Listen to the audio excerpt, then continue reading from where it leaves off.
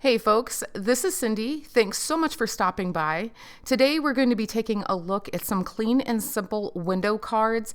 Now I decided to do this project because I have a ton of leftover acetate and this was a really great way to use up a bunch of scraps. This is such an easy project. You could make one of them, you could make a ton of them. I made 8 of them, and of course I had to do them in a rainbow because who doesn't love a rainbow Christmas? But I really enjoyed it because it was a good way to not only use up the scraps from my acetate, but they were so easy to just throw together in general. This is the Fawn String of Lights die set. It's really darling. It has 3 different sizes of bulbs in here that you can choose from. I'm going to use the largest today, but I love how versatile this is. This is the Fawn Frosty Fairy Friends stamp set. I'm only going to be using those little snowflakes there, but you can't go wrong with this stamp set. It would be so much fun for masking and coloring in, and I hope to do that sometime soon. Now this is the Fawn Small Stitch Rectangle dies and Large Stitch Rectangles dies. They're 2 separate sets, and I'm going to be using a couple of those today as well. That really does help make things go just a little bit faster and helps finish off those windows nice. So now I have some of those bulbs. These are die cut out of the Nina Solar White cardstock. I have 16 of them in total because I'm going to need 2 of them for each card, and I'm going to be making 8 cards for the 8 different colors in the rainbows. And then I've also taken some My Favorite Things brushed gold and brushed silver cardstock, and I've die cut those out with the little toppers there, and they just go right on top. And I will show you more of that when we get to it, but I wanted to give you an idea of what these look like when they all fit together. Now if you were going to color these in, you could totally skip those little pieces and just color them in with a gray marker, or if you have a metallic gel pen or whatever, you could totally use those. So now I'm going to treat all of these with my EK Success anti-static powder tool. It's because I'm going to be doing some heat embossing. I'm going to be using the Fawn white embossing powder. This is the first time that I've used this powder, and I really enjoyed it. I thought that it had a really nice finish, and when I heat set it, it smoothed out really nicely. So I'm going to be stamping these with Versamark ink. And because I have 16 of these to do, I'm not going to vary how I stamp them. So I have all 3 of my stamps loaded on my block in the order I want them to be. And I'm going to stamp all 16 of these almost exactly the same. Now, because I'm hand stamping them, they're not going to be perfect, but that's fine. This way it goes quite a bit faster. And then also I show you on this one where I stamp it the first time and then I put some powder on it, and then I go back in and finish stamping it with finish filling it in with the other stamps on my block. I don't do that with the rest of them. I just wanted to kind of show you where they're at after I've stamped them. Now, there's a couple of things that you could do that could make this so much easier, and I didn't do that. I don't know why, I just didn't. I'm going to be doing some ink blending after I heat emboss all of these. What you could do is you could do your ink blending first, and then you could stamp them and then heat emboss them. Or instead of doing any heat embossing, you could use a white pigment ink and just stamp that over the top of all of your ink blending. Doing this would make this so much quicker because it saves you steps. The Fawn Yeti white pigment ink would be perfect. It's one of my favorite white pigment inks ever. I think it's just a brilliant white when it's stamped, and that would make it so much easier. I liked the idea of heat embossing these though, because I wanted that texture and that dimension on them. But if you didn't want to take the time to do that, totally skip it and don't do it. Now I'm only going to show you the first 2, and I will have all of the inks that I use listed over on my blog if you're interested in them. They're all Fawn inks, and I really enjoyed using these colors. They were so much fun, and they make the most beautiful rainbow ever. So for this pink one here, I have guava and ballet slippers. I'm going in with ballet slippers first with my Ranger Mini ink blending tool. And then I'm going to go back over it just at the bottom and up the sides a wee bit with the guava ink. And when I first started ink blending these, I was a little conservative. I wanted to keep them a little bit lighter, but after I finished them, I think you'll see it here in a minute if I didn't cut that out, you're going to see that I actually go back in and make them a little bit darker, because these are going to be virtually the only element that we have on the card. I want them to stand out more. They are our focal point. Now we're going to be doing a couple other things to these cards, but really at the end of the day, when you look at the card, the first thing that you're going to see are these little bulbs, and that's perfect. That's exactly what we're going for. That, at the end of the day, folks, that's fundamentally what makes something clean and simple, is your focal point, and then you don't have anything else going on around it. And so that's what we're going for.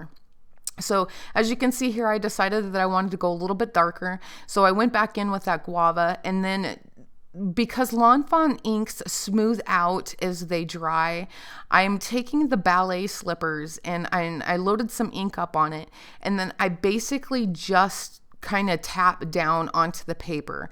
It actually adds quite a bit of ink onto the surface, but over time that will draw into the fibers of the paper and it'll smooth out, and it looks amazing when it's done. Now I have some Lawn Fawn cardstocks here. Again, I will have all of these listed over on my blog if you're interested in them. And I have them in rainbow colors. Look at these. They're so pretty. And all of the inks that I chose for all of my little bulbs today match these cardstocks, which makes it even better. I just think that they're just too cute. And again, who doesn't love a rainbow Christmas?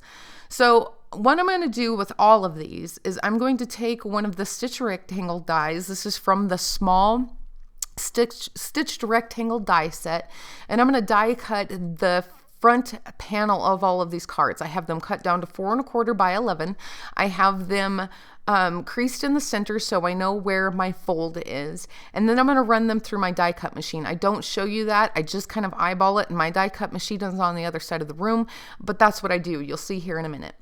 So then I have pieces of Nina Solar White cardstock cut down to 4 1/4 by 11. I cut it out with that larger die. And then once I have that larger die cut out, I take that smaller one. This is the same size as the window on the front of my card. And I run those through my die cut machine again, so I get all of those frames. Now, I only cut 8 of the frames for all 8 of the cards. You could double those up so you could finish off the inside of your cards, but I did not worry about that today. But it's a little something extra you could do if you really wanted to. Now I'm going to show you 2 different ways that I'm going to finish off these frames. The first one is you could take your mini blending tools again, and you could do your ink blending on the frame. Now, I'm showing you this because it's definitely an option. However, this does take a little bit longer. And then the other thing is ink blending will almost always be lighter, always. Now, I am using ballet slippers over the top of a raspberry cardstock, so it's going to be lighter anyways. But even if I had the same color of ink as I do with my cardstock, when you're ink blending, it just dries back a little bit differently and it's always lighter. So that's something to keep in mind, but here's an option for you. Now the other option is so much faster, and I actually prefer this method because I like how much more saturated it looks, and that is going direct to paper. Now this is Lawn Fawn butter ink, and the cardstock that I'm going to use for my card base is sunflower. So butter is lighter than sunflower. However, when you go direct to paper, it definitely is saturating the paper so much more. So it looks darker. Like right now, this ink looks so dark. And here in a moment, I'm going to put it over the top of that sunflower cardstock, and you're going to see that they look almost the same. However, when it dries back, it still dries back quite a bit that you see that true butter color, and it'll be lighter yet than what it looks now, and that'll be perfect. So that's something to keep in mind. It's a little bit faster. It takes a little bit longer to dry back. However, I feel that this is the more efficient way to do it, but if you like to do ink blending, go for it. Now here you can see that raspberry cardstock with the ballet slipper inked frame, and you can see how much lighter yet that is. What I ended up doing after this is I ended up going direct to paper with that ballet slippers as well. So now I'm getting ready to put the acetate on my frames. I have the acetate trimmed down to just a little bit smaller than this frame, and I don't remember what the dimensions were, but I just kind of eyeballed it in my trimmer and called it good. I'm using 1/8 of an inch score tape to adhere my acetate. I really like this for any type of window card, whether it's shaker or otherwise. I think the score tape has a really good stick to it with acetate. And in fact, you're going to see me try to peel that away a little bit after I put that frame on, and it's not going anywhere. This is perfect. I am trying to be careful so I don't warp or pull on this frame too much. Now I ended up doing it anyways, but that's fine. You don't want to tear your frame, so just keep that in mind. And then I trimmed my fingernails right before I did this, so I cannot get the backing paper off the score tape, and it's driving me nuts. But anyway, moving on. So I'm pulling off the backing paper, and then I'm just going to place that acetate just inside this. I am going to try to keep it as straight as I can because it does need to line up. It's a pretty tight fit, folks, but that's fine. I was just using up scraps, so I couldn't go any bigger than this, and that worked just fine too. I don't show you, but I ended up getting a little bit crooked, and I do have to trim that off, but that's just fine. That works too. The frame still completely goes over the top of my little acetate window here. And that's mission accomplished. That's all we needed to do. So now I'm going to stamp the sentiment on to the front of this window. And the first thing I'm going to do is I just grabbed one of the bulbs. This isn't the color of bulb that's going to actually go on this card, but I just grabbed one because I need to line up my sentiments. I need to make sure that I have enough room and everything is going to look right after it's stamped. So I'm getting those lined up. I'm using my MISTI because that way everything can stay in one spot while I stamp it. Stamping on acetate is a little tricky. The idea is to go straight down and straight back up if you're using a block. And then if you're using the MISTI, you don't want to push on it too much. And that's just fine. It's still easy to do. I'm using the Stays On Cotton White ink. Now, this is a permanent ink, and there's a couple things that you need to keep in mind if you use this. The white ink comes with its own reinker. These do dry out pretty fast. I don't use this very often. But what you need to do is you just need to re-ink it, and I'm putting quite a bit on here. This is probably a little bit of overkill. However, I have 8 of these to do, so I want to make sure that I have enough on there. And then you take the little tool that comes with it, and you just make sure that you spread that onto your ink pad. I'm really stingy with this, so I only do one side of my ink pad, primarily because I don't use it that often. But if you use this frequently, you could totally re-ink up the whole thing and call it good. So now I'm going to put that on there, and it looks like I'm pushing. I'm not. I'm pushing down just enough that it gets it past that magnet, and then I'm going straight back up again. If you push too hard, your sentiment is going to look squishy, and it won't turn out right. Now I'm taking some of that score tape again, and I'm going on. This time it would be over that acetate that is now adhered to the frame. And I'm going to put this on the front of my card panel. Now you can see where I have that window cut out on my card panel. And I'm going to place this directly over the top of it. And I'm going to do my best to line it up. Now I have a really bright room, and the lights for my videos is right over the top of me. So I get a lot of reflection. In fact, you could probably see me there in the window, sporting my little Def Leppard shirt there. So it's kind of hard for me to see, but I want to make sure that it's lined up as good as I can possibly get it. If it's off too much, you're going to see it on the finished card and it won't look right, but just do your best. Just try to get it as lined up as good as you can and then call it a day.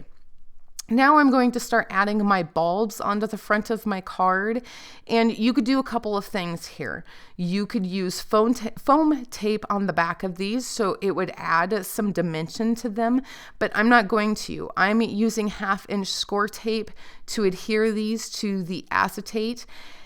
Here's something else to keep in mind. This only works if you have symmetrical images. Now, this bulb, no matter which way you turn it, it's symmetrical on all sides. So I can cut out 2, and one of them can be backwards, and it's still gonna line up perfectly to the one on the front. And you'll see what I'm talking about here in a minute. So I had my tweezers so I could get my hand out of the way and make sure everything was lined up straight on the front of the window. Now I open that up and I just place the second one on the inside of the window, and they line up perfectly because it's the same design all the way around the image. So here's the front of the card. You can't even tell that there's anything on the back of it. And then what I'm going to do next is I'm going to add the silver on this one, the silver topper. And I showed you at the beginning of the video that there's two pieces to this. You could add this one and then just leave it just like that. You wouldn't need to add the second piece. However, I like it. I think it adds just a little bit more detail to it. And I think it was so smart that this die set was designed this way. So I'm going to add that on there, but you could skip it if you didn't want to deal with it. It would be just fine. Nobody would ever notice. So now I'm doing the one on the back, and I'm using the 1/8 inch score tape again. However, because you're adhering these on top of the paper die cut, you could use any liquid adhesive to attach those, and that would be just fine too. Okay, so we only have a couple things that we're going to do to this, and then these are going to be finished up. We're going to keep these super duper clean and simple. So I have some doodle twine here. This is Doodlebug Design, and I have it in the bright assortment, and I have it in the primary assortment. I also have some Be Creative twine. I'm not certain if this is still available. If it is, I will have it over or linked over on my blog, and you can check that out. I really enjoyed how well these twines matched the card bases. Now, I know Lawn Fawn also has some twines available, and I will link those over on my blog too, but you could use anything you like. You could use floss, you could use hemp, you could use ribbon, you could use anything you want. This is what I had on hand, so this is what I was going to use. Now, a trick I learned a long time ago is to make sure that you have enough to tie a nice bow is you wrap it around a portion of your project. So in this case, I wrapped it around the width of my card. So this gives me just enough extra that I can tie a nice bow, and then I make sure that my loops are in proportion to my bulb because that's what they're going to be attached to. So they need to be proportionate to that. And then I'm only trimming off a tiny bit on the tails so it looks even, and then I don't have a bunch hanging down. Now, I used to have an aunt that was super duper crafty, and she put bows on everything. And when I was a kid, she recruited me to tie a bunch of bows, and she's the one that taught me that. And it's always actually worked out really well. So there's a tip for you. I am using the Ranger Multi-Medium Matte to attach these. You won't see it that much once it's dry on the back side of my card, and that's perfect. I did put an acrylic block over that while it dried, and now I'm sure that it's not going to come off my card. I am taking the Stardust Jelly Roll Pen by Sakura, and I am just coloring the inside of those snowflakes. I want them to be a little sparkly.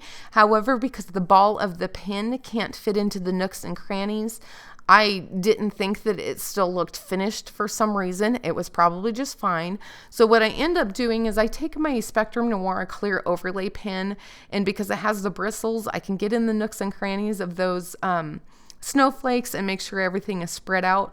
Honestly, you could just use the Spectrum Noir pen to begin with and save yourself a couple minutes out of your life. I thought it looked really good in the end regardless, because this way it was really sparkly and the snowflakes just look cute. Anyway, so the one thing I did not show you in the video is I end up going over all of the frames on all of the cards with my Spectrum Noir clear overlay pen. It uses a ton of product, folks. Now, if you're only going to make one or two of these, that was probably just fine. I like how it turned out regardless, but just so you know, if you decide to do that, you are going to use quite a bit of your product, but it's groovy. All right, this one is actually my favorite card out of all of them. I love the idea of an orange Christmas card. That just makes me happy. But I could also see these done in other non-traditional color combinations. That would be fun. Or you could do like a red card with a green bulb, a green card with a red bulb. You could totally mix and match these and they would be so much fun. I thought at the end of the day, this rainbow was just super duper. Lawn Fawn has some of the best cardstocks and inks, I think, for this kind of style, and I just dig it. So we are done, folks. I have more details and links over on my blog, so do be sure to check those out. I truly hope that you enjoyed my cards today. If you did, be sure to hit that like button and share it with all of your crafty friends. Also, be sure to subscribe to my channel and hit that bell next to the subscribe button so you can receive all future notifications. Thanks again so much for stopping by. Until next time.